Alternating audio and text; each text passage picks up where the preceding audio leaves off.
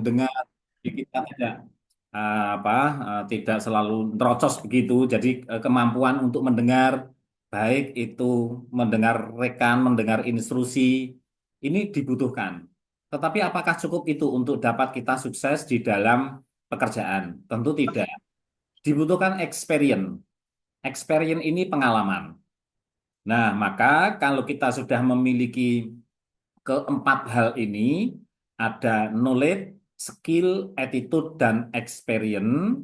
Kalau kita lihat gabungan dari empat hal ini, yang saya berikan garis biru, di bagian belakangnya ada noktah bulat, ini artinya pertemuan antara knowledge, experience, skill, dan attitude. Manakala kita memiliki empat hal itu, maka akan tercipta sebuah kreativitas. Nah, kreativitas ini nanti yang akan berdampak kepada yang akan melahirkan sebuah inovasi. Sehingga dengan adanya kreatif menghasilkan inovasi, harapannya adalah produktivitas ini tinggi. Nah, produktivitas ini tentu akan menghasilkan laba yang sangat besar bagi organisasi. Tapi apakah cukup kita hanya memiliki knowledge, skill, attitude, experience, innovation untuk menghasilkan sebuah productivity? Tentu tidak. Kenapa? Kalau kita hanya mengandalkan hal-hal tersebut, maka keberlangsungan perusahaan ini tidak akan lama. Kenapa? Karena persaingan yang ketat, karena faktor eksternal perusahaan, faktor internal perusahaan, maka ini akan menghambat keberlangsungan organisasi atau keberlangsungan perusahaan. Maka dalam rangka untuk tercapainya sustainability, keberlangsungan perusahaan, dibutuhkan orang-orang yang ada di dalam organisasi, tidak hanya sekedar butuh knowledge, skill, attitude, experience, tetapi memiliki kemampuan spiritual dan religius. Nah, sehingga nanti dengan memiliki spiritual dan religius ini akan menghasilkan sustainability. Nah, mari kita lihat di dalam gambar. Jadi, maksud dari gambar spiritual dan religius, kemudian ada anak panah mempengaruhi productivity, ini nanti akan berdampak kepada keberlangsungan organisasi. Maka ini yang dimaksud dengan kualitas manusia. Karena semakin experience, orang, tenaga kerja, karyawan ini akan memiliki tingkat kreativitas yang tinggi, sehingga akan menghasilkan inovasi yang tinggi, sehingga akan berdampak kepada produktivitas yang tinggi. Attitude yang baik akan mendorong adanya productivity, skill yang baik mendorong productivity, knowledge yang baik mendorong productivity, experience yang baik mendorong productivity. Maka inilah yang kami maksudkan. Mari kita biasakan menggunakan istilah kualitas manusia, bukan sebagai sumber daya yang sama dengan sumber daya yang lain, karena sumber daya yang lain ini relatif memiliki masa, memiliki waktu. Gedung semakin lama akan bernilai nol, semakin rusak. Mesin semakin lama bernilai nol, semakin rusak. Modal juga akan semakin lama akan semakin berkurang. Sementara kalau manusia, semakin bertambahnya experience, maka kreativitasnya ini akan meningkat. Inovasinya akan meningkat, productivity-nya ini meningkat. Apalagi kemudian ditambah dengan spiritual dan religius, sehingga akan berdampak kepada tidak hanya productivity, tapi akan berdampak kepada keberlangsungan perusahaan. Tentu organisasi ini menghendaki perusahaan ini terus berdiri, maka dibutuhkan kemampuan untuk selalu bertahan dan keberlangsungan. Jadi terus-menerus, ya sampai kapanpun. Maka mari kita biasakan menggunakan istilah kualitas manusia, bukan sebagai sumber daya seperti sumber daya yang lain. Nah, maka pentingnya kita menggunakan sebuah istilah kualitas manusia karena manusia ini semakin berkembang. Kreativitinya, inovasinya, productivity-nya semakin berkembang. Oke. Mungkin kalau di literatur-literatur yang lain masih menggunakan istilah SDM, sumber daya manusia. Oke, nggak apa-apa. Tapi kita mencoba untuk memulai membiasakan menggunakan istilah kualitas manusia karena manusia ini semakin berkembang. Nah, maka eh, pada saat kita akan mengarah menuju kepada sustainability, keberlangsungan perusahaan, maka dibutuhkan spiritual dan religius. Nah, maka materi kita yang akan kita bahas pada malam hari ini adalah pentingnya spiritual dan religius dalam organisasi, dalam manajemen. Kemudian apa definisi dan perbedaannya, kemudian peran spiritual dalam kepemimpinan dan pengambilan keputusan, model spiritualitas, kemudian etika bisnis dan studi kasus serta bagaimana aplikasinya. Nah, ini nanti yang akan kita bahas. Teman-teman kalau misalkan ada sesuatu yang mau disampaikan, ada diskusi, silakan langsung mic-nya dibuka, kemudian kita langsung diskusi saja. Ya, nanti jadi tidak harus kami berikan waktu untuk diskusi. Nanti silahkan langsung saja dibuka. Oke, pertanyaannya adalah, teman-teman, apakah spiritual dan religius itu sama? Kira-kira. Pak Legimin, kira-kira sama nggak nih Bapak? Pak Hermawan, religius dan spiritual sama atau enggak nih? Sama Bapak. Sama, Jih. Oke, ada yang berpendapat sama. Adakah yang beda pendapat? Apakah sama spiritual dan religius? Kita memang sering rancu di lapangan, memang kita sering rancu.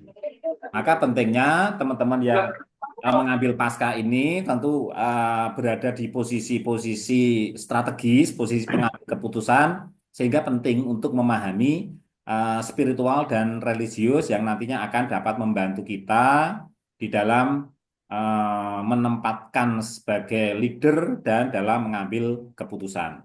Oke, ada perbedaan antara spiritual dan religius. Dan kenapa kita perlu mempelajari ini? Mari kita lihat Bapak Ibu teman-teman. Seringkali di tayangan televisi, di media-media sosial ataupun di media-media cetak, seringkali mohon maaf, ada oknum ya yang berbaju loreng, ada nomornya, kemudian membelakangi kamera, tapi masih tersenyum. Mohon maaf ya, ada oknum misalkan ada ketangkap oleh KPK misalkan. Kemudian ada press conference dari KPK menghadap ke belakang kamera, tapi mereka dengan enjoy, bahkan mengangkat tangan, bahkan melambaikan, bahkan tersenyum. Nah, apa maknanya? Mari kita lihat di sekeliling kita. Saat ini kita sedang dilanda oleh krisis etika. Kepercayaan dalam dunia bisnis ini juga menurun. Ya, ada yang mohon maaf, ada yang dengan bangganya mereka yang sudah divonis bersalah misalkan mereka tetap tebar pesona di kamera-kamera. Tidak ada satu penyesalan. Ada apa ini? Ya, maka ini pentingnya kita mempelajari spiritualitas dan religius ini. Nah, kita saat ini di negara kita sedang ada dekadensi, ya, ada dekadensi. Jadi mereka yang mohon maaf ada oknum yang terjaring oleh KPK, tapi aura wajah yang muncul tidak ada satu bentuk penyesalan, kesalahan, mereka tetap tersenyum, mereka tetap tebar pesona dan bahkan ada satu kebanggaan-kebanggaan. Nah, ini sangat-sangat memprihatinkan. Maka penting kita mengenal, kita memahami apa itu spiritual dan religius. Ini ya. Di sekeliling kita, barangkali mungkin di sekeliling kita, di organisasi kita, di lingkungan kita, sekitar kita, di luar organisasi, krisis etika ini banyak kita lihat, ya. Organisasi mengalami penurunan integritas karena skandal etika, korupsi, kepemimpinan manipulatif, bangga dengan berbagai macam kebohongan misalkan. Ini sungguh memprihatinkan. Maka mari kita memahami spiritual dan religius itu seperti apa. Karena spiritual dan religius ini berperan sebagai penjaga moralitas dan filter di dalam, apalagi sebagai seorang leader, di dalam mengambil keputusan-keputusan manajerial.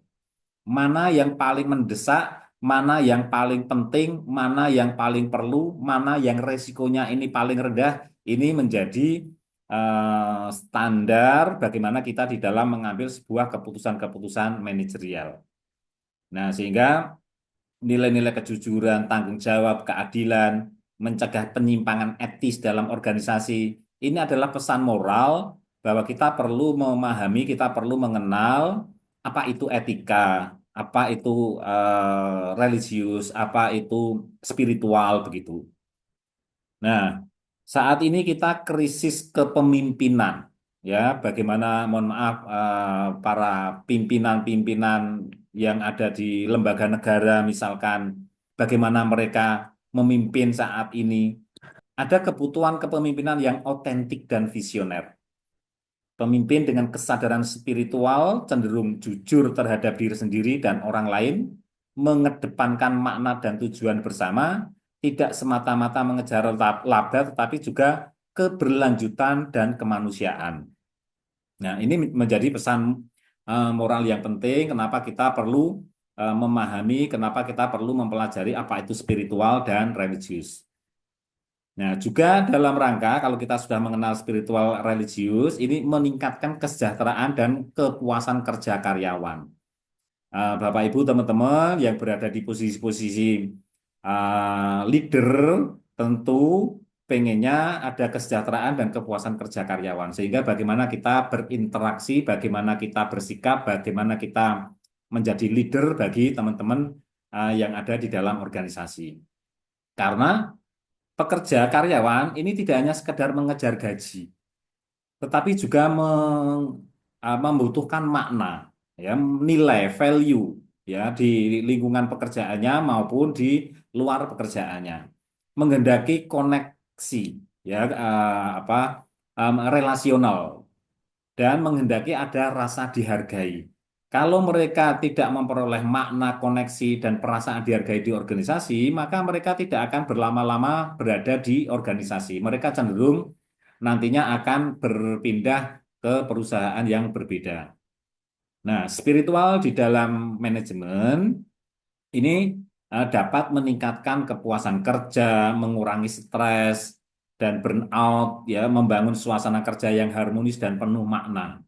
Penuh makna itu artinya begini, ada satu kebersamaan, ada satu perasaan yang di dalam organisasi ini seperti sebuah keluarga begitu. Jadi ada satu ikatan karena real bahwa sebenarnya keluarga sesungguhnya adalah di tempat kerja karena 8 jam berada di bertemu dengan relasi-relasi dengan teman-teman yang ada di dalam organisasi. Satu hari 24 jam. Sepertiganya sudah dipergunakan di kantor, di pekerjaan. Kurang dari sepertiga dipergunakan untuk tidur. Katakanlah tidurnya ini mulai dari jam 11 malam atau jam 10 sampai jam 5 atau jam 4 misalkan. Jadi sisa waktunya ini ternyata kemudian dipergunakan untuk hal-hal yang lain. Artinya ketemu dengan teman kerja ini lebih lama dibanding ketemu dengan yang lain. Maka kalau ada suasana harmonis, penuh makna, kekeluargaan yang tinggi, kedekatan emosional, maka ini akan mengikat mereka untuk tetap berada di organisasi. Ini yang dimaksud dengan penuh makna. Kemudian juga spiritual dan religius ini mendorong budaya organisasi yang positif dan inklusif.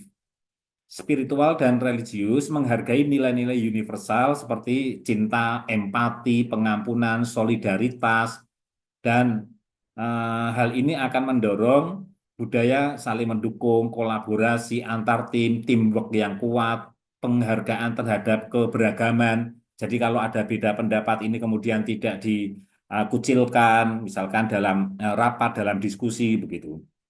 Jadi menghargai keragaman. Nah, ini kenapa kita perlu mempelajari terkait dengan spiritual dan religius agar kita bisa memahami di dalam organisasi dan apa yang harus kemudian kita lakukan. Gitu. Bagaimana kemudian kita merespon teman, merespon rekan kerja, bagaimana kemudian kita memberikan empati pada saat mereka dalam kesulitan, dalam kesedihan. Ini dibutuhkan. Nah, hal-hal ini nanti akan terbangun sebuah organisasi yang kuat. Kemudian juga dengan kita mempelajari spiritual dan religius, ini ada kontribusi terhadap tanggung jawab sosial perusahaan terkait dengan lingkungan, komunitas, keadilan sosial. Nah, ini dengan kita memahami spiritual religius, maka kita akan dapat menerapkan hal-hal seperti ini. Kemudian juga menguatkan resiliensi organisasi di masa krisis, di mana spiritual religius ini memperkuat daya tahan mental dan spiritual, baik bagi pemimpin maupun tim. Manakala organisasi dalam kondisi down, dengan kemampuan, dengan spiritual dan religius yang dimiliki, maka mereka akan bertahan. Mereka akan berjuang sehingga akan keluar dari kesusahan, keluar dari beratnya terpaan yang ada di organisasi. Jadi dengan spiritual yang dan religius yang tinggi, manakala organisasi dalam kondisi down, maka karyawan akan cenderung memberikan support dengan bekerja secara serius, dengan bekerja keras untuk membangkitkan kembali kondisi perusahaan. Jadi loyalitas kepada perusahaan menjadi tinggi. Dan organisasi yang spiritual ini cenderung lebih tangguh, tenang, dan adaptif saat menghadapi tekanan dan ketidakpastian. Nah, ini penting saat ini kita mempelajari spiritual dan religius. Apalagi dalam kondisi VUCA, volatility, uncertainty, complexity, dan ambigu. Volatility itu kalau kita naik pesawat, kemudian pesawat ini berada di awan, kemudian turun secara drastis, turbulensi begitu. Nah, mari kita lihat banyak sekali sekarang perusahaan-perusahaan ini yang merumahkan karyawan, melakukan layoff, bahkan kemudian menutup. Di mana semula ini perusahaan ini sangat-sangat survive, sudah bertahun-tahun perusahaan ini sehat, tetapi saat ini kondisinya ini menurun drastis. Ini yang dimaksud dengan volatility. Jadi ada turbulensi turun. Jadi ada satu keterkejutan gitu. Jadi kalau pesawat sedang berada di awan, kemudian turun secara drastis, ini tentu akan sangat berbahaya. Penumpang yang berada di dalamnya tentu ini akan beresiko begitu. Nah, ini yang dimaksud dengan volatility. Kemudian ada ketidakpastian. Kondisi misalkan nilai tukar kurs mata uang rupiah terhadap dolar. Harga BBM yang berubahnya ini kapan, naiknya kapan, terus kemudian kadang turun. Permintaan pasar yang juga berubah. Kemudian bahan baku yang susah didapatkan. Jadi ada ketidakpastian bisnis. Nah, kemudian juga ada kompleksitas masalah, nilai tukar yang rupiah yang tinggi, bahan baku yang kurang, kemudian harga bahan bakar yang naik, kemudian ada tuntutan dari masyarakat, meningkatnya kebutuhan hidup, sehingga karyawan ini minta naik gaji misalkan. Jadi permasalahan ini sangat-sangat kompleks. Nah, karena ada volatility, uncertainty, kompleks, maka kemudian leader, pimpinan perusahaan ini ambigu, bingung, apa yang harus dilakukan karena permasalahannya sangat-sangat kompleks. Nah, ini eh, hal-hal seperti ini membutuhkan satu kekuatan berupa spiritual dan religius dalam rangka untuk mempertahankan agar perusahaan ini tetap survive, perusahaan tetap sustainability. Ya, terjadi disrupsi. Manajemen tidak cukup hanya berbasis rasional dan efisiensi. Karena manakala efisiensi ini terus dilakukan, maka karyawan nanti juga akan hengkang dari organisasi. Nih. Kemudian diperlukan pendekatan yang lebih utuh yang menyentuh jiwa, nilai, dan makna. Nah, maka di sini kemudian yang justru dalam kondisi yang VUCA seperti ini, jiwa, nilai, dan makna ini perlu terus dipupuk, dikembangkan untuk semua pemangku kepentingan, untuk semua karyawan maupun pimpinan yang ada di dalam organisasi. Maka disinilah spiritual dan religius ini memainkan peran sentral untuk membangun organisasi yang beretika, bermartabat, dan manusiawi. Nah, ini pentingnya kenapa kita perlu memahami, kenapa kita perlu mempelajari spiritual dan religius. Nah, sehingga spiritual dan religius ini mampu menjawab krisis etika dalam manajemen. Ada tumbuh perasaan malu, ada tumbuh perasaan bersalah, manakala melakukan tindakan-tindakan yang tidak sesuai dengan hukum. Tidak ada nanti yang, mohon maaf, misalkan ada yang oknum ditangkap di KPK kemudian tersenyum. Mereka akan menundukkan kepala, mereka akan menutup muka. Karena pada dasarnya yang terkena hukuman bukan dirinya, tetapi keluarganya, ya, termasuk Iya, anak-anaknya. Mereka akan ikut terkena sanksi-sanksi sosial. Sehingga dengan kita memahami spiritual dan Loro. religius, ini nanti akan Yo menjawab no. krisis etika dalam manajemen. Kemudian juga Oh, sing loro aku kene membentuk, lho, Bi.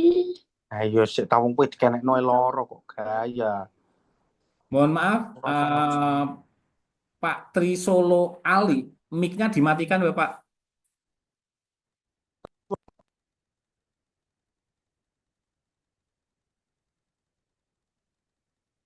Oke, mic-nya masih selalu buka tutup, buka tutup.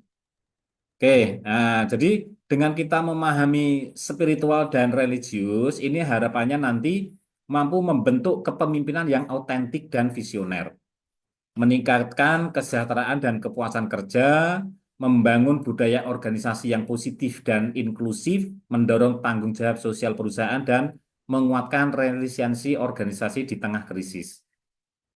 Karena meskipun saat ini berada dalam kondisi modern, tidak hanya cukup mengandalkan rasional, efisiensi, tidak cukup hanya berbangga dengan knowledge, skill, attitude, kemudian inovasi dalam rangka untuk mempertahankan untuk sustainable perusahaan. Karena kita membutuhkan spiritual dan religius ini. Jadi spiritual dan religius ini menjadi fondasi untuk organisasi yang beretika, bermartabat, dan manusiawi. Kepemimpinan yang spiritual dan religius bukan hanya mengelola, tetapi juga menginspirasi dan melayani. Nah, ini menjadi satu hal yang penting, maka kita perlu memahami apa itu spiritual dan apa itu religius. Nah, beberapa definisi terkait dengan spiritual dan religius. Spiritual ini adalah kecerdasan untuk menangani dan menyelesaikan masalah, makna, dan nilai dalam kehidupan dan pekerjaan. Pendapat yang berbeda, spiritual di tempat kerja ini mencakup pengakuan bahwa karyawan memiliki kehidupan batiniah yang diberi makan oleh pekerjaan bermakna dan konteks komunitas. Jadi, spiritual ini dimiliki oleh karyawan mereka yang ada satu keseimbangan begitu, keseimbangan antara pekerjaan dan keseimbangan kehidupan pribadinya. Termasuk dalam hal ini kehidupan untuk bersosialisasi dengan orang lain, baik itu melalui organisasi, olahraga atau mungkin hobi dan lain sebagainya. Jadi ada keseimbangan. Jadi spiritualitas adalah pencarian terhadap yang suci, termasuk hubungan dengan Tuhan atau kekuatan yang lebih tinggi. Nah, sementara indikator-indikator spiritual ada beberapa pendapat itu terkait dengan kesadaran diri, kasih sayang, cara berpikir menyeluruh, hidup berdasarkan nilai, berani berbeda demi kebenaran. Ini ada pendapat dari Zohar and Marshall. Pendapat yang berbeda terkait dengan indikator-indikator spiritual, ada pekerjaan yang dirasakan bermakna. Kemudian ada koneksi dan kepedulian antar karyawan, sense of community. Kemudian ada keselarasan nilai pribadi dengan nilai organisasi. Ini beberapa apa indikator-indikator. Mungkin nanti teman-teman ada yang membuat tugas akhir dengan kita mengangkat spiritual dan religius. Barangkali ini nanti bisa menjadi dasar. Kemudian juga indikator yang lain ada visi transendental, visi ketuhanan gitu. Kemudian altruistic love, kasih tanpa pamrih, jadi ikhlas. Kemudian ada hope and faith, pengharapan dan keyakinan bahwa apa yang lakukan sekecil apapun, meskipun saat itu tidak dihargai secara finansial, suatu saat ini akan memperoleh imbalan. Jadi bahasa umumnya hukum tabur tuai begitu. Ini diyakini hal-hal seperti itu. Maka dia dengan adanya satu keyakinan adanya tabur tuai, maka dia akan melakukan hal-hal yang sifatnya ini pasti positif. Kemudian ada indikator yang lain dari ilmuwan yang lain, koneksi dengan yang sakral. Kemudian dukungan spiritualitas dan penafsiran ulang makna hidup secara spiritual. Nah, ini beberapa indikator-indikator spiritual. Mari kita lihat nanti perbedaannya dengan religius itu apa. Ya. Jadi kalau religius ini merujuk kepada kepercayaan, praktek, dan ritual yang terkait dengan kekuatan transenden, biasanya Tuhan. Nah, di sini mulai kelihatan kalau di dalam bahasa Islam, spiritual ini terkait dengan hablum minallah. Kemudian kalau spiritual terkait dengan hablum minanas. Jadi religius terkait dengan nilai-nilai ketuhanan. Kemudian kalau spiritual itu nilai-nilai dengan lingkungan. Kemudian untuk definisi yang lain dari ilmuwan yang lain, religius mencakup 5 dimensi, ada ideologi atau kepercayaan, ada ritual pelaksanaan ibadah, kemudian ada pengalaman. Ini pengalaman yang dimaksud adalah pengalaman-pengalaman religius. Kemudian juga intelektual. Intelektual yang dimaksud ini adalah alim begitu. Jadi memahami nilai-nilai religius. Ya, jadi bukan bukan intelektual seorang akademis begitu, bukan. Tapi di sini yang dimaksud intelektual adalah mereka memahami tentang nilai-nilai religius yang cukup tinggi. Jadi memiliki kemampuan katakanlah lebih tinggi dibanding rata-rata begitu. Kemudian ada konsekuen. Nah, ini definisi dari religius.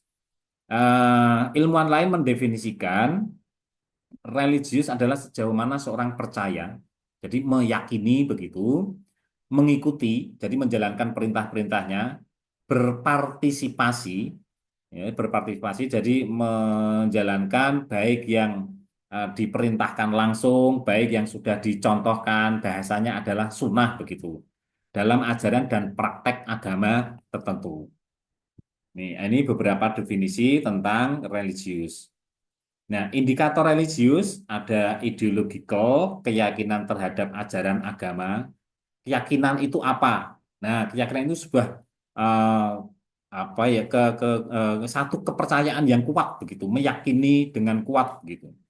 Kemudian ada ritualistik, ada mempraktekkan apa yang diperintahkan. Kemudian ada experiential, pengalaman-pengalaman spiritual.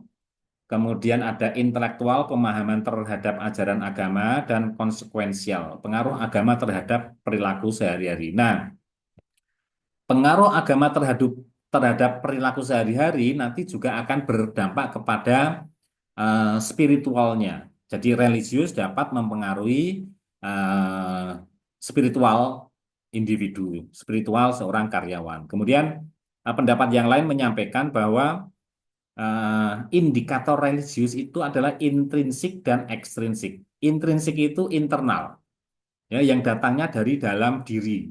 Jadi motivasi agama berasal dari dalam diri. Kemudian ada ekstrinsik, motivasi agama bersifat instrumental. Nah, ini beberapa pendapat terkait dengan indikator-indikator religius. Indikator yang lain dari ahli yang berbeda ada daily spiritual experience, pengalaman spiritual harian. Jadi misalkan teman-teman yang beragama Islam, misalkan kalau belum menjalankan sholat rasanya masih nggak tenang, nggak bisa tidur, misalkan. Ini artinya pengalaman spiritual. Kemudian ada religious coping, penanganan masalah keagamaan. Jadi banyak masalah-masalah yang kemudian terselesaikan dengan agama. Karena apa? Satu keyakinan dengan doa misalkan. Nah, kemudian ada religious support, dukungan keagamaan. Ini artinya lingkungan-lingkungan yang terkait dengan nilai-nilai keagamaan. Ada jamaah, organisasi apa yang terkait dengan nilai-nilai agama. Kemudian organizational and private religious practices, praktek keagamaan organisasi dan pribadi. Jadi misalkan ada undangan tarawih bersama, misalkan. Nah, ini bentuk dari organizational and private religious practices. Ya, jadi kesimpulannya, kalau spiritual ini menekankan pada makna, nilai kesadaran diri dan hubungannya dengan sesuatu yang transcendent, sementara religius menekankan aspek kepercayaan, ibadah, pengalaman, pengetahuan, ya, artinya pengetahuan tentang nilai-nilai agama dan perilaku berdasarkan ajaran agama. Jadi kalau religius ini terkait dengan nilai-nilai agama, didasarkan atas nilai-nilai agama, hablum minallah. Kalau spiritual ini nilai-nilai kemanusiaan, ya, hablum minannasnya. Nah, itu bedanya Bapak Ibu teman-teman. Ya. Sebelum kita lanjut, ada yang mau disampaikan? Boleh, silahkan. Kalau nggak ada, saya lanjutkan.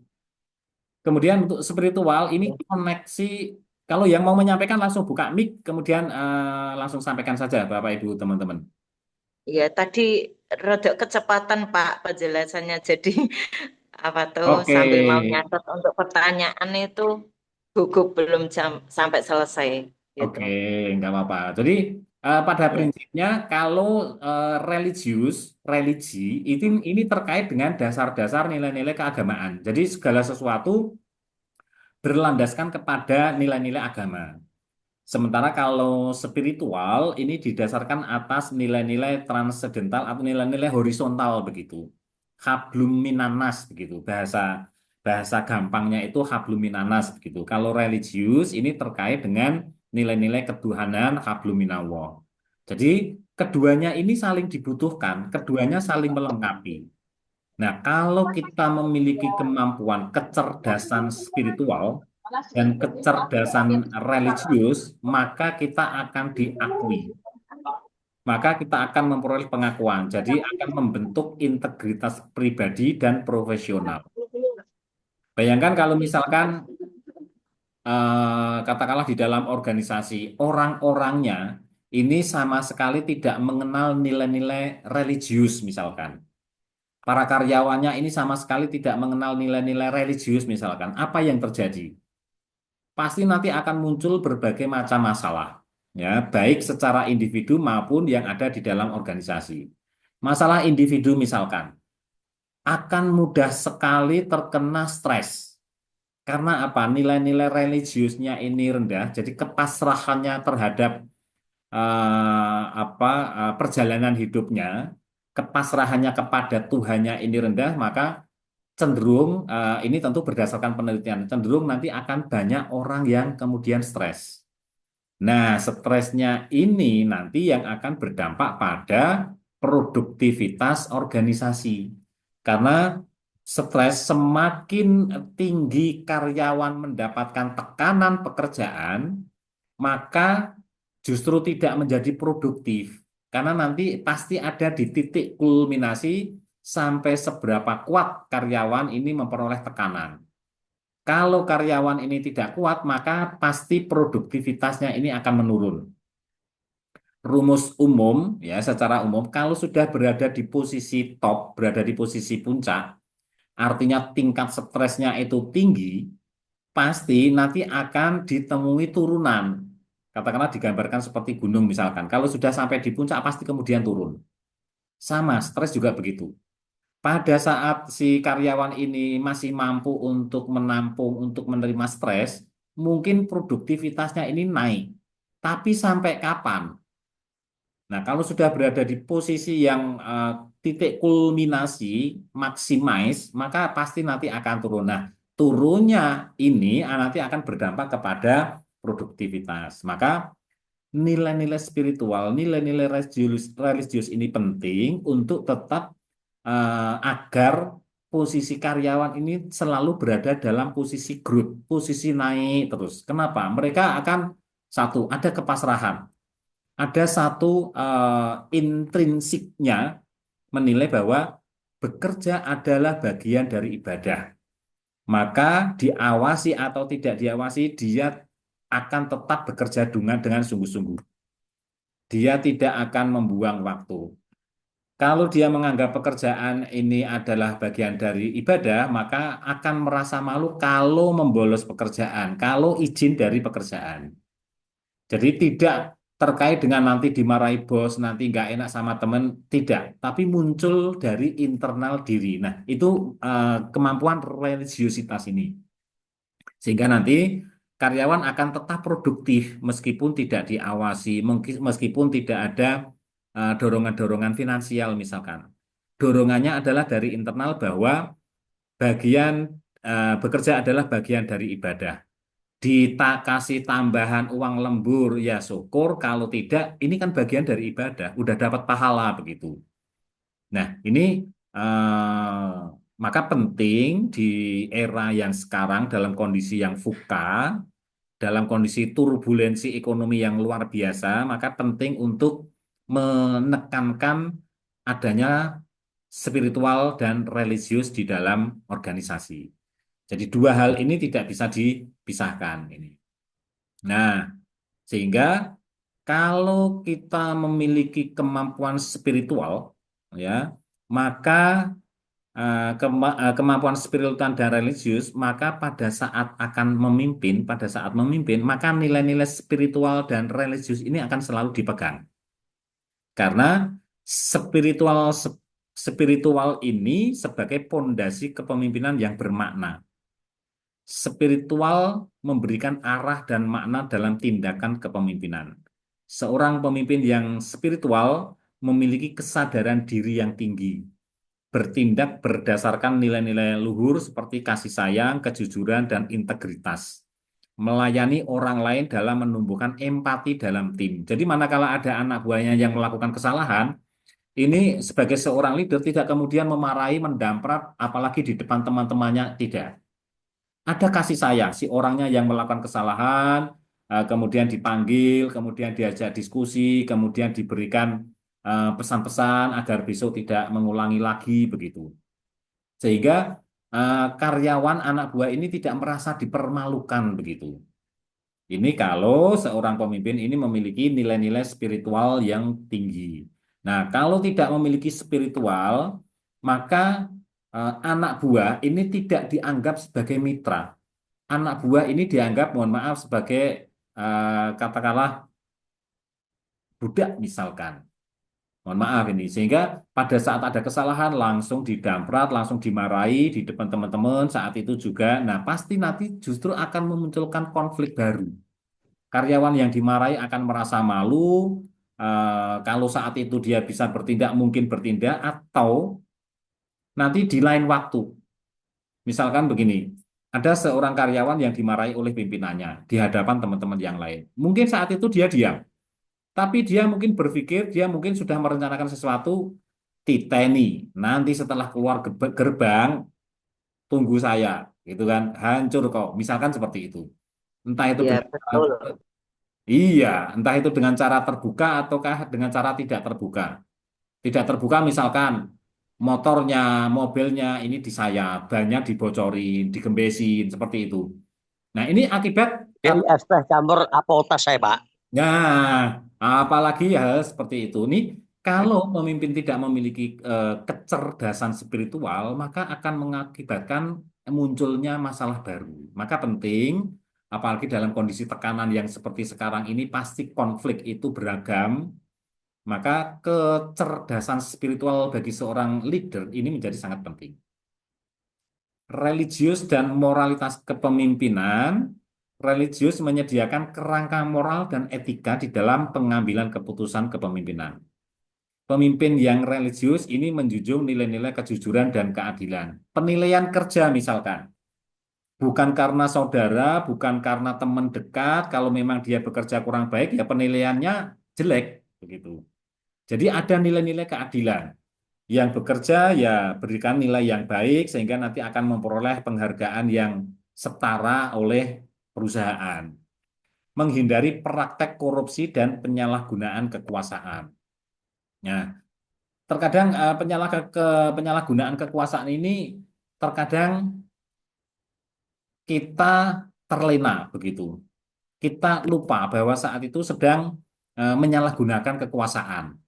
Nah, halus, tidak terasa ya. Misalkan terkadang kita pada saat memberikan instruksi, memberikan perintah itu langsung saja, ambil, misalkan seperti itu. Tapi berbeda manakala memiliki kemampuan religiusitas. Misalkan, Pak, Mas, Mbak, minta tolong saya diambilkan. Kata-kata minta tolong ini adalah kecerdasan religiusitas. Berbeda kalau misalkan ambilkan A, ambilkan itu, ya misalkan gitu. Tapi ada kata-kata minta tolong ambilkan itu. Nah, ini kecerdasan religius. Nah, akan berdampak, ya, akan berdampak komunikasinya akan menjadi lebih enak, lebih nyaman manakala kita memiliki kecerdasan religius ini. Berusaha menciptakan organisasi yang adil dan berorientasi kepada kemaslahatan bersama. Jadi ada keadilan sosial, ada nilai-nilai kemanusiaan begitu. Ini spiritual dan religius di dalam kepemimpinan. Kepemimpinan yang spiritual di tempat kerja ini visinya ini transendental, memberikan arah dan inspirasi. Jadi horizontal begitu. Pemimpinnya ini memiliki kemampuan memberi arah dan inspirasi berdasarkan makna yang lebih tinggi. Artinya sisi kemanfaatannya itu lebih tinggi dibanding mudorotnya begitu. Jadi visinya transendental, manakala seorang leader memiliki kemampuan spiritual yang tinggi. Kemudian ada altruistic love, kasih dan kepedulian terhadap kesejahteraan orang lain. Di budaya Indonesia sebenarnya sudah terbangun, ya misalkan nyumbang pada saat hajatan, melayat pada saat ada keluarga yang meninggal, atau bentuk empati-empati yang lain, misalkan memberikan ucapan selamat ulang tahun, misalkan ini adalah bentuk kecerdasan spiritual. Nah, anak buah yang diberikan ucapan selamat ulang tahun dari pimpinannya, mereka akan selalu mengingat. Nah, apa yang diingat ini nanti akan berdampak positif yang luar biasa. Kalau di dalam bahasa Jawa misalkan, terutama orang Jawa, itu ada istilah wong Jawa kalau dipangku mati. Nah, ini artinya adalah saat seorang pemimpin ini mampu mangku karyawannya, mampu mangku anak buahnya, maka mereka akan loyalnya ini luar biasa. Ini adalah altruistic love. Jadi seorang leader perlu memiliki kemampuan spiritual ini. Kemudian ada keyakinan dan optimis terhadap tujuan organisasi. Jadi nilai-nilai spiritualnya ini kuat sehingga apa yang dilakukan ini dia penuh keyakinan, ya, bahwa suatu saat pasti akan tercapai begitu. Jadi ada satu keyakinan gitu. Apalagi ditambahkan dengan nilai-nilai religius, misalkan nilai-nilai ketuhanan, misalkan di dalam di dalam apa ayat Al-Qur'an itu setelah kesusahan ada kemudahan gitu. Nah, nilai-nilai seperti ini kalau tertanam maka mereka akan memiliki motivasi yang sangat kuat, ya, motivasi yang tinggi untuk menuju kepada cita-cita tujuan yang telah ditetapkan. Jadi spiritual, religius ini ternyata memberikan dampak yang luar biasa terhadap kinerja organisasi, terhadap produktivitas, dan nantinya akan berdampak kepada sustainability kepada perusahaan. Kemudian integrasi dalam praktek kepemimpinan, spiritual maupun religius akan membentuk karakter pemimpin yang jujur, adil, rendah hati, dan bijaksana.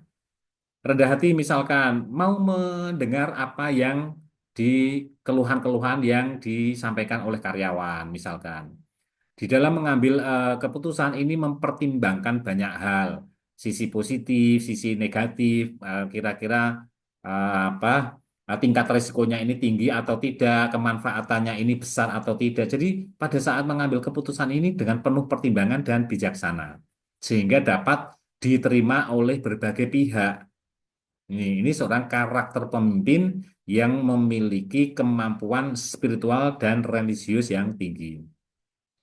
Kemudian ada motivasi kepemimpinan, tidak hanya semata-mata kekuasaan, tetapi hidup itu, bekerja itu adalah melayani. Sehingga dia dengan ikhlas secara sukarela ini dia akan membantu kesulitan teman lain, akan membantu teman yang tidak bisa menyelesaikan pekerjaan. Jadi memberikan arahan, memberikan contoh, mau membimbing, mau membantu. Ini adalah motivasi kepemimpinan karena kecerdasan spiritual dan kecerdasan religius seorang leader. Kemudian ada hubungan dengan bawahan, ini lebih manusiawi, menginspirasi dan membangun kepercayaan bahwa anak buah itu bukan budak, bahwa anak buah itu adalah mitra dan dia memiliki sama seperti kita. Jadi dia sebagai manusia kita harus memanusiakan manusia begitu. Pada saat memerintah itu ada didahului dengan kata minta tolong. Kemudian dia pada saat ada apa program-program bareng-bareng diajak bicara, dimintai pendapat misalkan. Sehingga keberadaannya ini diakui. Nah, maka pemimpin yang mampu melakukan ini mereka pemimpin yang memiliki kecerdasan spiritual dan kecerdasan religius. Jadi spiritual ini akan memberikan kedalaman makna dan keutuhan diri di dalam memimpin. Sementara religius memberikan kerangka etis yang kokoh. Keduanya saling menguatkan, berkontribusi terhadap gaya kepemimpinan yang visioner, etis, dan transformatif. Jadi sangat penting ya, tidak hanya sekedar leader yang harus memiliki kemampuan atau memiliki kecerdasan spiritual dan religius ini. Oke, ada yang mau disampaikan Bapak Ibu di lingkungan kita, misalkan di lingkungan pekerjaan terkait dengan spiritual religius Bapak. Ibu, silakan. Pak Iswoyo, J, Bapak.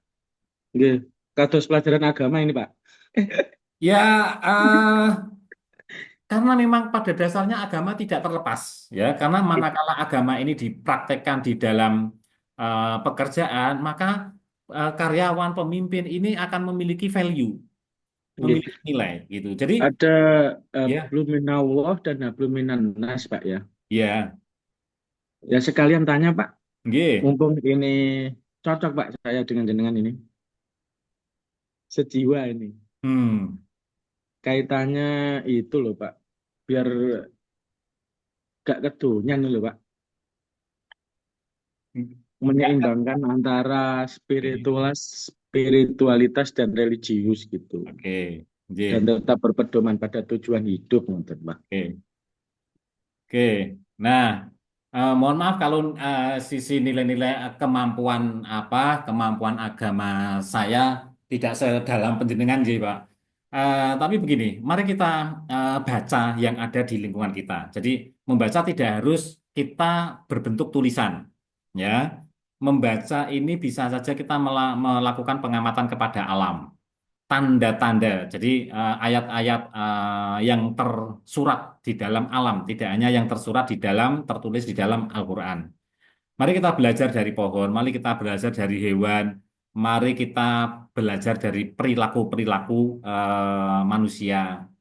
Nah, kalau nilai-nilai religiusnya kita ini katakanlah kecerdasan religius ini kuat, ya, maka nanti pada saat berada di pekerjaan, ya, di pekerjaan ini tidak hanya sekedar yang dikejar itu uang, tapi sebuah kepuasan begitu. Manakala dia bisa menyelesaikan pekerjaan meskipun tidak dihargai dengan sisi finansial, terserah orang lain, terserah teman, terserah pimpinan akan menghargai seperti apa, tapi ada nilai kepuasan yang didapat karena dia sudah bersungguh-sungguh. Nah, kata-kata bersungguh-sungguh ini artinya kafah begitu. Pada saat dia mengerjakan sesuatu itu secara menyeluruh dari A sampai Z melakukan pekerjaan ini tuntas begitu. Nah, ini yang dimaksud dengan kafah. Nah, kalau nilai-nilai religius, nilai-nilai ketuhanan, kemudian nilai-nilai spiritual, nilai-nilai transendental, maka pada saat bekerja itu eh, dalam rangka untuk memenuhi kebutuhan. Kebutuhan yang dimaksud bukan kebutuhan sisi hasil pekerjaannya, tetapi memenuhi kebutuhan bahwa kalau pekerjaannya bisa tuntas, ini ada satu kepuasan. Sementara finansial ya, kadonyan itu tadi, finansial itu adalah bonus begitu. Nah, kalau di dalam kehidupan sehari-hari misalkan kita dalam istilah bahasa Jawa, barangkali ada teman-teman yang bukan dari bahasa Jawa, dari Jawa mungkin bau lawean begitu. Ada istilah bau lawean. Maksudnya adalah baunya itu regone slawi. Setiap obah kudu ento opah begitu.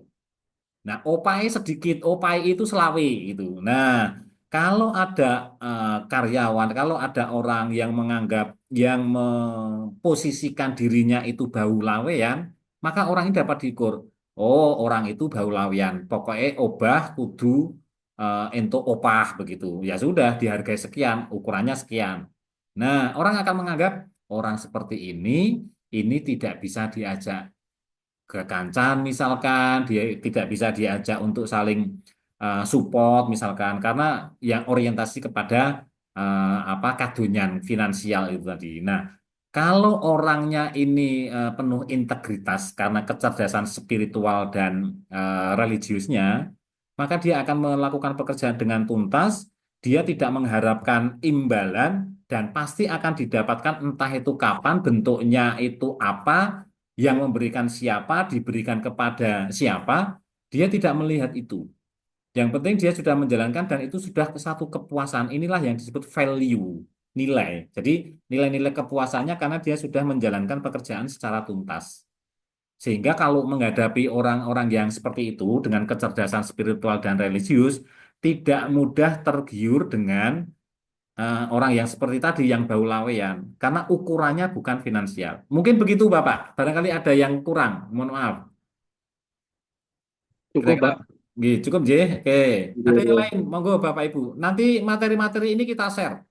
Ya, kita share sebagai acuan kita untuk bareng-bareng kita belajar. Tentu belajar tidak hanya dari tulisan ya, belajar dari pengalaman, dari kehidupan teman lain, dan itu menjadi sebuah knowledge baru, ilmu pengetahuan baru. Belajar dari alam. Kalau kita mau pergi kok ternyata hujan, berarti kita harus sedia mantel, sedia payung, begitu. Ini artinya kita kita belajar begitu. Oke, ini ada beberapa model spiritual dan religius. Nanti bisa di apa dipersani Bapak Ibu ya model-model seperti ini. Jadi apa eh, sambil kita cermati, barangkali nanti kita bisa menggali apa sih religius, apa sih spiritual. Apakah kita sudah mendapatkan religius dan spiritual itu? Ya, mari kita baca diri kita apakah kita sudah dapat spiritual dan religius. Jadi ini beberapa model spiritual tujuan yang kita lakukan arah ini bermakna begitu. Jadi tidak bau lawean karena apa yang kita lakukan kalau kita sudah tuntas penghargaannya itu misalkan ada pimpinan mengatakan good job. Nah, jadi bermakna dia memiliki makna. Dia tidak membutuhkan tidak butuh imbalan secara finansial langsung seperti itu, tapi manakala ada pimpinan yang menyampaikan good job, ini dia merasa bermakna karena pekerjaannya tuntas begitu. Kemudian juga ada kebersamaan karena memiliki koneksi dengan sesama. Jadi teamworknya menjadi kuat, kebersamaan, saling empati, saling membantu. Itu yang diharapkan manakala memiliki kecerdasan spiritual. Kemudian kesesuaian dengan nilai-nilai pribadi dan organisasi. Contoh kesesuaian nilai pribadi misalkan begini. Banyak sekali orang-orang yang sudah berada di posisi yang cukup tinggi, jabatan maksudnya, pekerjaan yang cukup baik, tapi kemudian kenapa mereka kemudian keluar dari perusahaan dan justru membuka usaha baru dan usahanya ini jual pinggir jalan misalkan. Ada seorang karyawan bank misalkan, bank milik pemerintah, dia rela keluar dari pekerjaannya dan dia pilih jual gorengan di pinggir jalan. Kalau orang luar melihatnya, oh itu ngapain? Kemarin sudah kerja enak di bank, gaji tinggi, tapi malah memilih keluar dan sekarang jualan gorengan. Nah, ini artinya apa? Karena mungkin ada ketidaksesuaian antara pribadi dengan organisasinya. Jadi, apakah dia salah? Enggak, karena memang tidak ada kesesuaian. Dia memilih untuk mengambil keputusan keluar dan berusaha dengan cara membuka jualan gorengan misalkan. Kemudian dengan memiliki kemampuan spiritual ini memperoleh manfaat. Ada kepuasan kerja yang dirasakan. Dari kepuasan kerja, lingkungan yang mendukung, lingkungan yang support, lingkungan yang empati, mereka mau mendengar, mereka saling membantu, maka kemudian akan muncul kepuasan kerja. Kalau sudah puas, maka dia akan loyal. Kalau apa yang dia cari ada kesesuaian antara pribadi dengan organisasinya, maka dia tidak akan berpikir untuk pindah ke perusahaan lain. Artinya dia akan loyal kepada perusahaan. Nah, kalau sudah loyal dengan perusahaan, sudah tidak berpikir untuk pindah ke lain pekerjaan, dia satu-satunya berada di situ, maka dia akan bersungguh-sungguh dalam pekerjaan sehingga akan mencapai produktivitas yang tinggi. Nah, ini dampaknya apa? Kalau kita memiliki kecerdasan spiritual dan kecerdasan eh, religius, maka akan berdampak kepada produktivitas yang tinggi. Kalau produktivitas yang tinggi, maka nanti akan didapatkan sustainability. Perusahaan ini akan awet, perusahaan akan terus berdiri. Seperti yang kita gambarkan di awal tadi, kalau kita memiliki kecerdasan spiritual dan kecerdasan religius, maka produktivitas tinggi, laba perusahaan ini menjadi tinggi, sehingga perusahaan ini bisa memenuhi kewajiban dan bisa mengembangkan perusahaan. Sehingga perusahaannya ini menjadi survive. Maksudnya begitu, dari gambar yang di awal tadi. Ternyata kalau kita memiliki kecerdasan spiritual dan kecerdasan religius, maka produktivitasnya ini akan tinggi. Nah, bagaimana kemudian kita menerapkan di dalam konteks bisnis, eh, etika di dalam bisnis dalam menerapkan spiritual dan religius ini? Maka, mari kita lihat beberapa di tabel. Misalkan kerangkanya virtu bis spiritual etika spiritual. Ini ada kejujuran, kasih, kerendahan hati sebagai dasar keputusan bisnis. Pada saat mengambil sebuah keputusan-keputusan, akan mempertimbangkan apakah keputusannya ini sesuai dengan kata hatinya, sesuai dengan aturan main, SOP, undang-undang atau tidak, melanggar atau tidak. Kemudian keputusan-keputusannya ini harapannya adalah memperkecil kerugian-kerugian, baik kerugian yang dirasakan orang, kerugian yang dirasakan perusahaan, sehingga keputusan-keputusan ini mempertimbangkan berbagai macam resiko-resiko negatif yang paling kecil. Keputusan yang diambil mempertimbangkan kemanfaatan tinggi dan resiko yang paling kecil. Nah, sehingga penyusunan di dalam organisasi misalkan menyusun code etik and code of conduct misalkan. Jadi ada katakanlah kayak PKB, perjanjian kerja bersama, ada aturan main, ada kode etik, ya, kode etik dan peraturan-peraturan. Ada kode etik, misalkan kode etik guru, kode etik dosen, kode etik dokter, misalkan. Ada batasan-batasan. Juga ada tata kelola, ada code of conduct-nya. Tata kelola itu SOP-nya. Nah, maka pada saat kita menjalankan kita memiliki kecerdasan spiritual dan kecerdasan religius, maka aplikasi manajerialnya ini akan tertata dengan baik. Nah, ini beberapa etika bisnis terkait dengan kecerdasan spiritual dan kecerdasan religius, bagaimana menerapkannya di bisnis ini. Nah, maka pada saat kita memahami spiritual dan religius di dalam konteks di organisasi, maka apa yang kita dapatkan di dalam praktek bisnis bahwa integrasi nilai model apapun spiritual dan religius itu efektif bila nilai ini benar-benar diinternalisasi di dalam budaya dan sistem organisasi. Diinternalisasi itu artinya ditanamkan ke dalam diri masing-masing individu. Tidak hanya sekedar diketahui, tidak hanya sekedar dimengerti, tetapi juga dipahami dan tertanam. Nah, ini berarti ada satu proses yang harus terus-menerus dilakukan, terus-menerus diingatkan, terus-menerus didorong agar terinternalisasi begitu.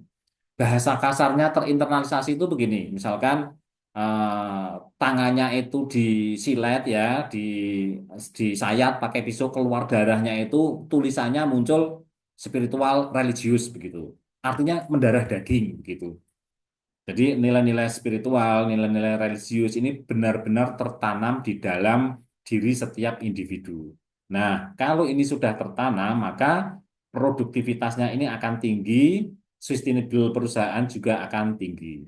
Nah, manfaat kalau kita memahami spiritual dan religius, ini didasarkan atas penelitian menunjukkan korelasi yang positif. Jadi, kecerdasan spiritual, kecerdasan religius yang dimiliki oleh karyawan ini memiliki hubungan yang positif dan tinggi. Jadi pengaruhnya itu sangat kuat terhadap ini apa terhadap perkembangan karyawan. Ya, korelasi positif antara praktek spiritual atau religius etik dengan employee engagement. Jadi karirnya ini akan meningkat. Manakala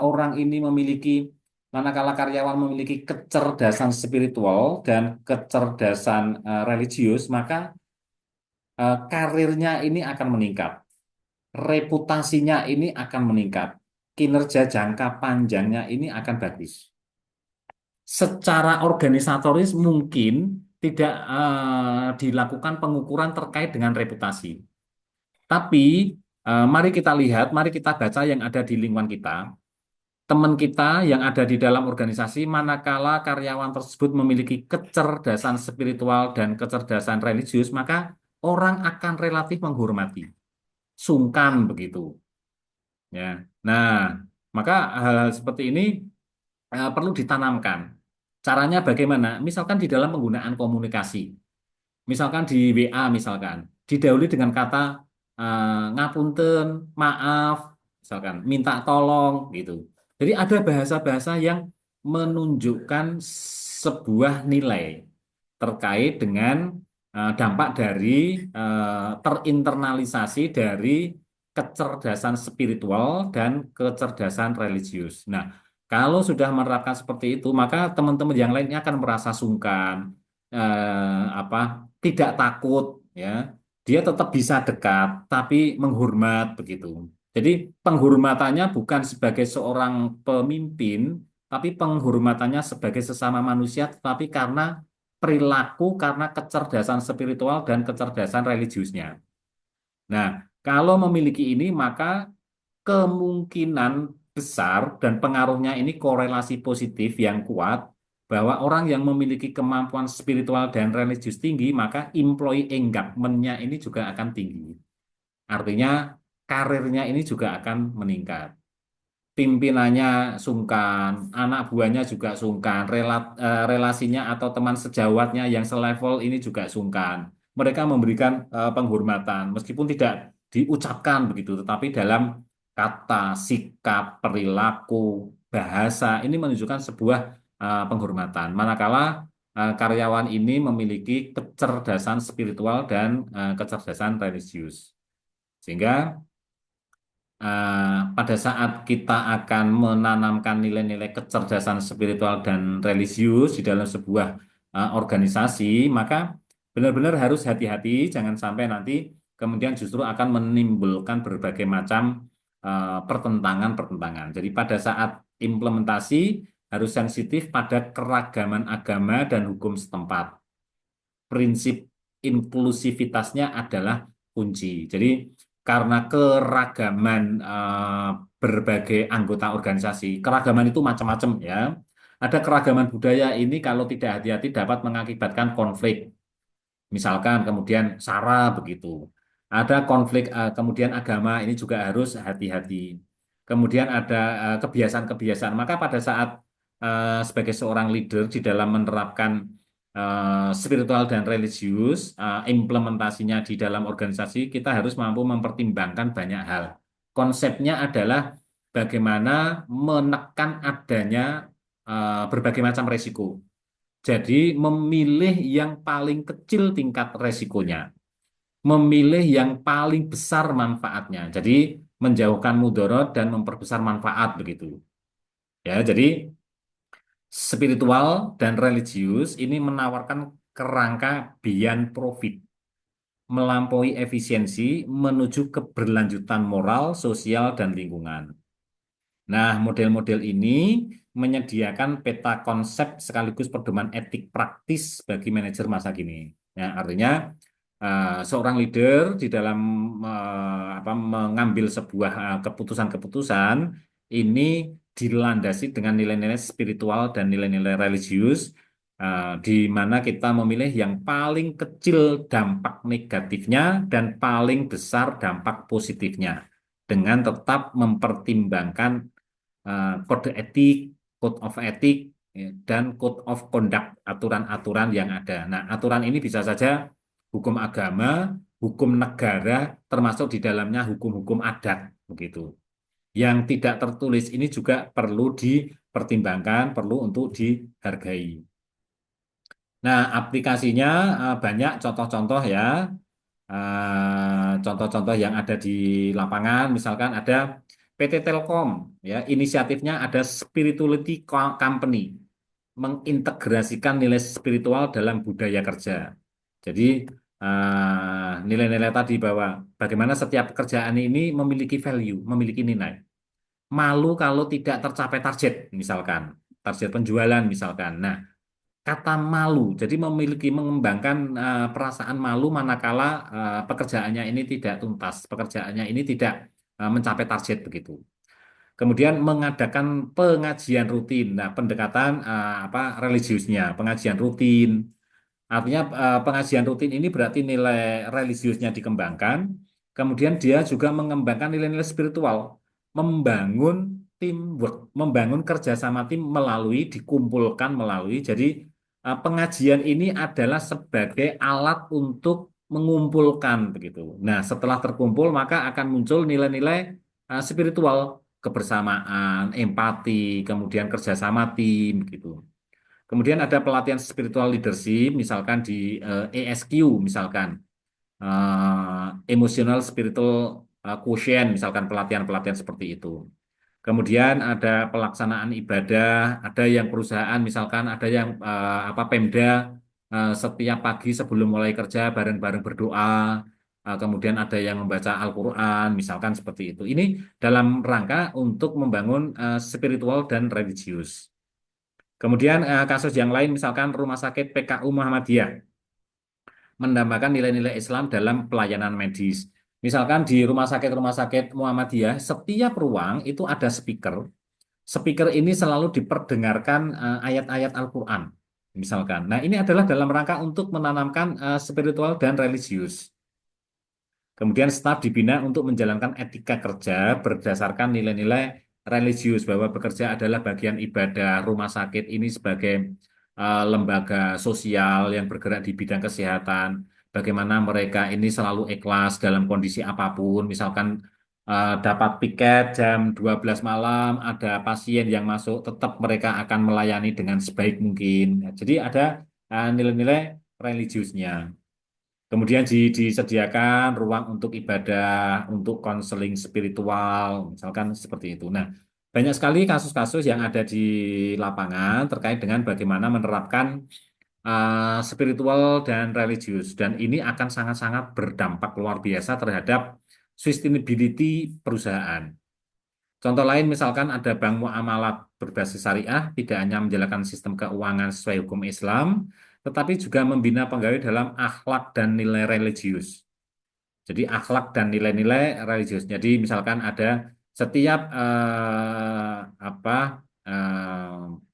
datang waktu sholat, mereka kemudian sholat berjamaah misalkan.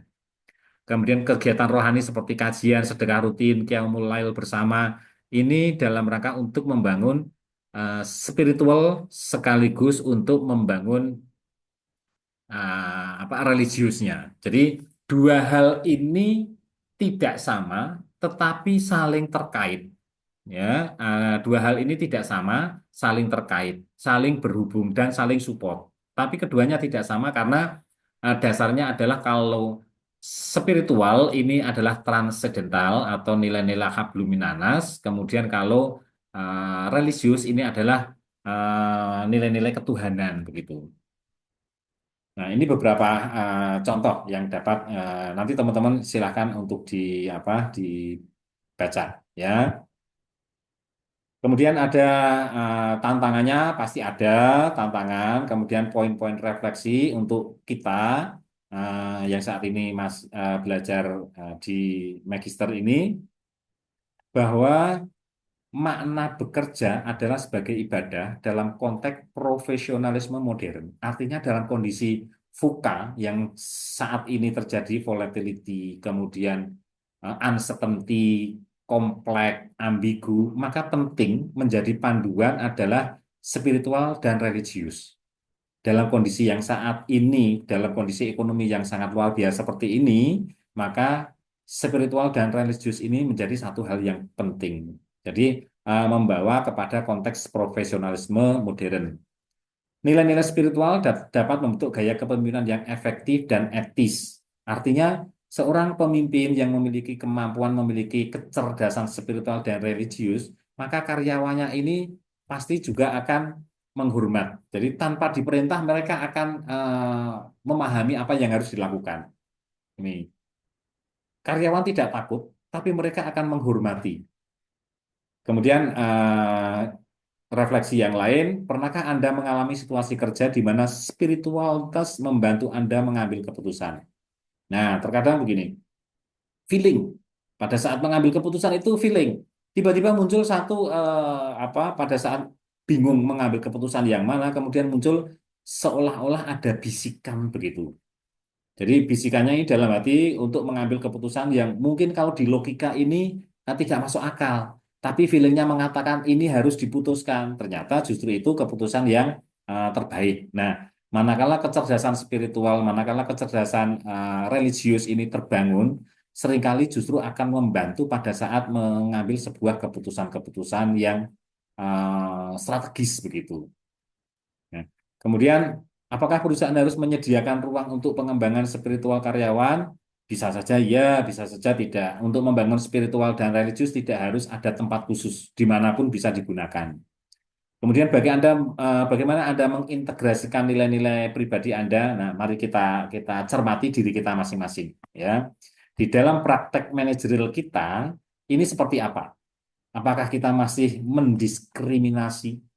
Apakah kita masih menganggap bahwa anak buah ini sebagai budak ataukah sebagai mitra? Ataukah seperti apa? Bandingkan dua organisasi, satu yang menekankan spiritual dan satu yang netral nilai. Apa dampaknya terhadap loyalitas dan budaya? Nah, berdasarkan dari penelitian, karyawan yang memiliki spiritual religius yang tinggi, maka organisasinya ini menjadi organisasi yang bagus. Nah, maka ayo kita pikirkan apakah spiritualitas kita ini cukup pada saat bekerja, apakah saat ini kita sudah menemukan keseimbangan hidup antara tuntutan pekerjaan dengan tuntutan sosial kita, termasuk di dalamnya adalah tuntutan beribadah. Nah, kita seperti apa? Oke, itu teman-teman yang bisa kami sampaikan, barangkali ada yang mau didiskusikan, silakan 1-2 menit. Ya, kalau saya Pak, Oke, alhamdulillah sepertinya itu sudah di dalam lingkungan itu Pak. oke, Di oke. lingkungan antara religius dan Oke. apa ini untuk prinsip-prinsip itu Apik awake dhewe tok ngono Oke. lho. Loh, Oke. lah iya makanya Pak, kan ini Cocok. semua kan pembelajarannya itu masuk di sini oh Pak. Oke. Gitu loh. Ya, Bagi nah, kita ora. Makanya seneng MSDM Itu itu kan bagi seperti diri itu. ya, artinya Iya, sudah menemukan satu ono nilai ya Bu, ada alam kenyamanan awake bekerja dhewe. gitu kan. Betul. Oke, iya atau yang Pak. lain Bapak Ibu, alhamdulillah kalau sudah tercapai kondisi yang seperti itu Bapak Ibu teman-teman. Pun Ya lho Pak, walaupun jenengan. belum Betul. 100% tapi tetap berusaha Iya, Pak pasti. untuk menjadi yang Oh, terbaik. ngono yo ngantel. Gitu. J, monggo Terima silakan. Oh, kasih Pak. bahasamu. Silakan Bapak Sangat Ibu. berarti, Pak. Sangat berarti ini mata Manfaat G, kuliah ini. Ini manfaat. mata kuliahnya manfaat G. Alhamdulillah Alhamdulillah. kalau manfaat, moga-moga saya dapat. Sangat bermanfaat untuk kesehari-harian Pak. Ya, semoga saya juga dapat value dari kita belajar bersama. Value-nya apa? Iya Pak. Penjenengan merasa bahwa ini manfaat untuk penjenengan berarti saya dapat value. Secara Sehat-sehat Iya, Pak Kiswoyo, sehat-sehat Pak iya Pak. Kiswoyo. Alhamdulillah, Ji, matur suwun Bapak Ibu, teman-teman. mohon untuk kameranya dibuka untuk saya screenshot untuk nanti saya sampaikan kepada pengelola untuk lampiran. Nanti hitungan ketiga akan saya screenshot ya. Ada 13 orang yang join, 14 dengan saya. Masih yang tampil ada 6. Masih kurang. Yang lain mohon untuk dibuka kameranya. Nanti saya screenshot. Oke, hitungan ketiga ya. 1, 2, 3. Oke, ini saya simpan dulu MSDM. Saya simpan dulu MSDM 20 Mei. MSDM 20 Mei 2025 MM. Oke. Terima kasih Bapak Ibu yang sudah hadir di perkuliahan kita. Semoga bermanfaat belajar kita. Kini maupun yang akan datang dan terima kasih. Pertemuan terakhir ya ini. J. Mohon maaf kalau ada kekurangan, kesalahan. Saya Pertemuan yang ke-5 ya, Pak? J, nanti barangkali ada jadwal lain, mungkin saya derek dawuh saja yang penting. Ya, Bapak. J, Ini pertemuan yang alhamdulillah. ke-5 ya, Pak? Apa? J kayaknya, J. Oke, mekaten J, Bapak Ibu Iya, teman-teman. Pak. Mohon izin Oke, untuk Pak. saya tutup Zoom. Assalamualaikum warahmatullahi wabarakatuh. Waalaikumsalam warahmatullahi wabarakatuh.